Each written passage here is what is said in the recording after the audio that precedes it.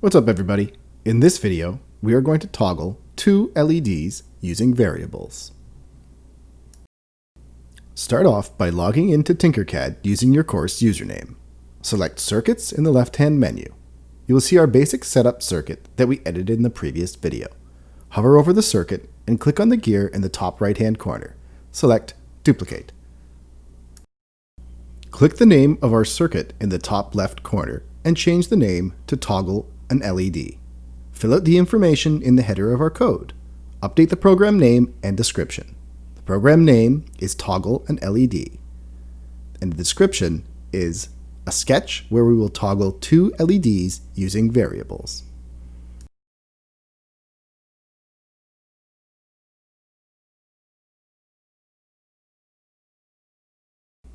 Close the code panel and add two LEDs to your breadboard.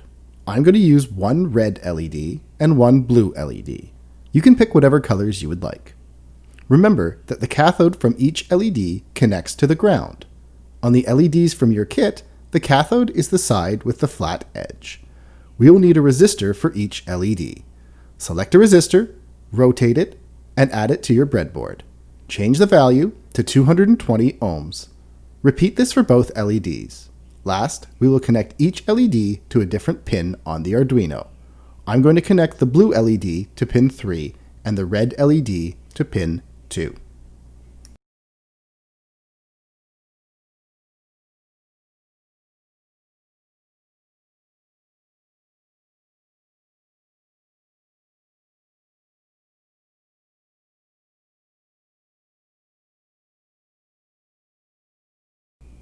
Great! We have built our circuit. Now, we are going to explore variables and how they can be useful when we code. Click on the Code tab and ensure the Text drop-down is selected. Go to the end of your Declare Variables and Load Libraries comment and hit Enter. Type int red pin equals 2 semicolon. Int red pin equals 2 semicolon is a variable declaration. In programming, a variable is a value that can change. Before you use a variable in a program, you need to declare it. When you declare a variable, you are telling the program the variable exists and optionally assigning an initial value.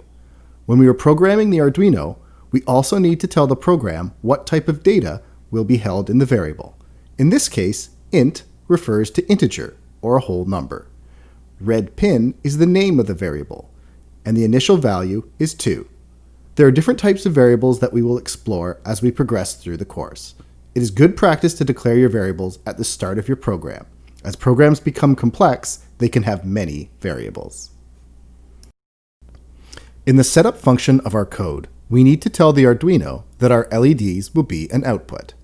Underneath the serial statements, add pin mode bracket red pin, comma, output, end bracket, semicolon, and pin mode bracket 3, comma, output, end bracket, semicolon.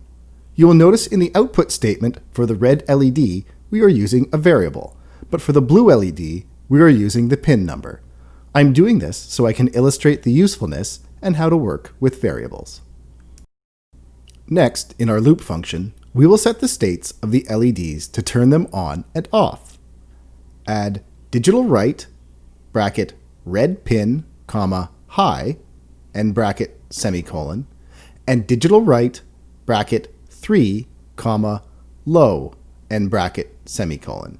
Next, add delay bracket 500, end bracket, semicolon, below. Copy and paste the digital write for both the red and blue LEDs and change the values. Click on Start Simulation and you should see the LEDs alternating on and off.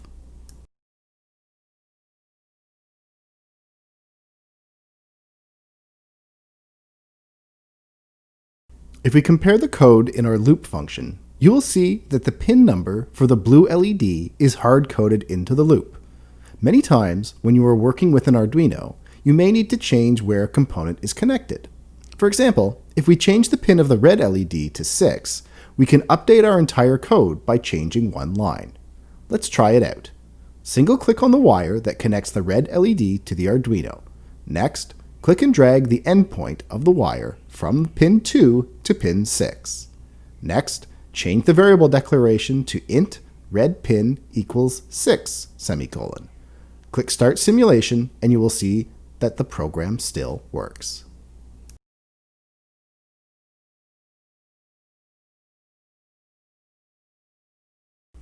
If we wanted to change the pin for the blue LED, we would need to update every line that references pin 3. Right now we only have 3 lines of code, but if we had a very long program with a lot of references to the pin, using a variable will make it much easier. We are going to add more variables.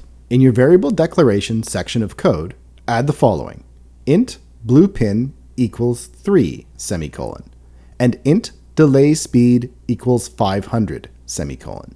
We have added 2 new variables. Int blue pin equals 3 semicolon is the pin number for the blue LED.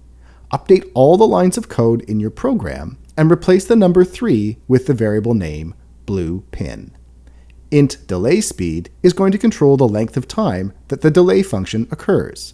Replace the value of 500 in all delay functions with the variable delay speed.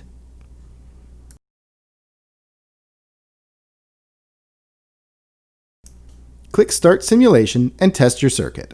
You should see the LEDs alternating on and off. Stop the simulation and try changing the value of delay speed. If you make it a smaller number, like 150, the LEDs will alternate faster. A larger number will slow down the alternating of the LEDs.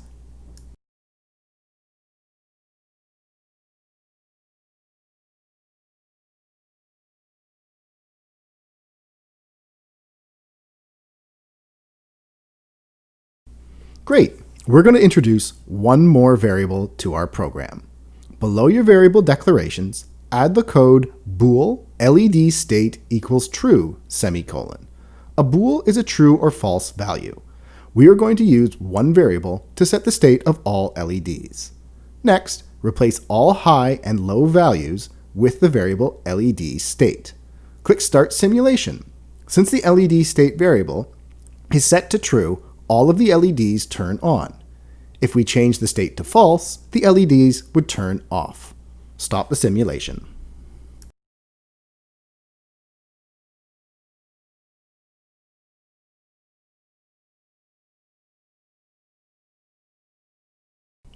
Update your code so there is only one digital write for each LED and one delay. Add the following code: LED state equals exclamation mark LED state semicolon. The exclamation mark is known as the negation operator and reverses the meaning of a value, so true becomes false. Click Start Simulation and you should see both LEDs blinking together. If you change LED state to exclamation mark LED state in one of the digital write statements, it will cause the LEDs to alternate.